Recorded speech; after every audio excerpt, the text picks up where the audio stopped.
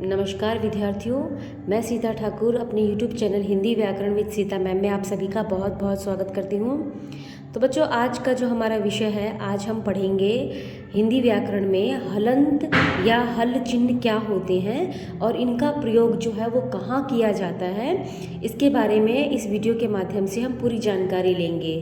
तो बच्चों, ये जो आप तिरछी रेखा देख रहे हैं ना, इसे हल चिन्ह या हलंत कहते हैं। ठीक है, कई बार मैंने देखा है कि कॉपी करेक्शन करते समय कि बच्चे जो हैं व्यंजन के पैरों में अगर ऐसा लगा है तो उसको बड़ी ऊ की मात्रा के जैसे घुमा देते हैं। तो बच्चों, बड़ी ऊ की मात्रा और ये जो हल चिन्ह होता है, इसमें बहुत अंतर होता है।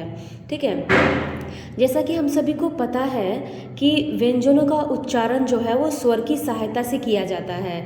व्यंजन जो है वो अपने आप में स्वतंत्र नहीं होते हैं। व्यंजनों के उच्चारण के लिए स्वर की आवश्यकता होती है। जैसे हम क अगर उच्चारण करते हैं तो क के साथ में अ स्वर की भी आवाज़ आती है, अ ध्वनि भी आती है।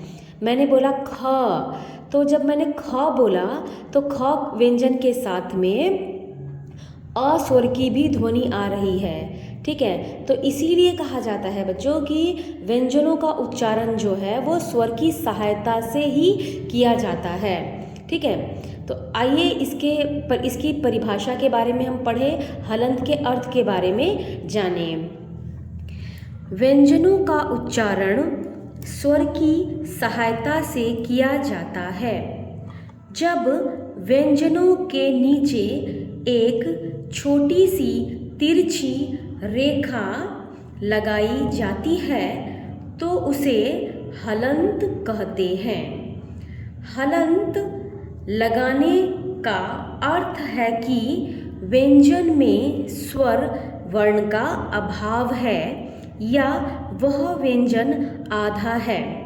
तो बच्चों, जब व्यंजनों को आधा लिखा जाता है तो हलंत चिन्ह का प्रयोग होता है। जब आप व्यंजन के नीचे ऐसी तिरछी रेखा लगी हुई देखते हैं तो इसका तात्पर्य, इसका अर्थ यह होता है कि ये जो व्यंजन है वो अपने स्वर से अलग करके लिखा गया है, यानी कि यह व्यंजन जो है अब आधा है।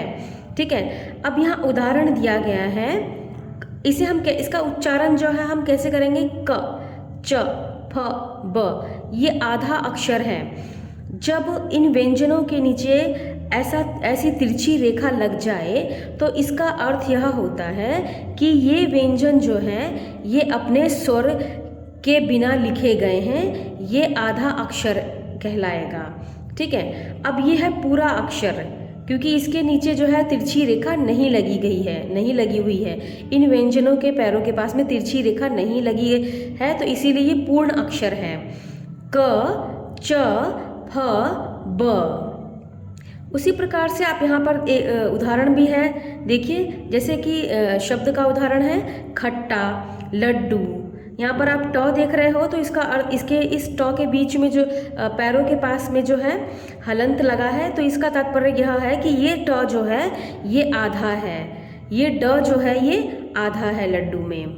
ठीक है, तो बच्चों, जब व्यंजनों के पैर के नीचे ये जो तिरछी रेखा लगी हुई है, ये लगती है, तो इसका अर्थ ये होता है कि वो व्यंजन जो है वो आधा है। ठीक है, तो व्यंजनों को आधा दर्शाने के लिए हलंत चिन्हों का प्रयोग होता है। आशा करती हूँ कि आपको इस वीडियो में हलंत या हल चिन्ह जो है वो समझ में आया होगा। धन्यवाद। तो बच्चों, ऐसे ही व्याकरण की जानकारी के लिए प्लीज़ मेरे चैनल को सब्सक्राइब करें और लाइक करें और कमेंट करें। धन्यवाद।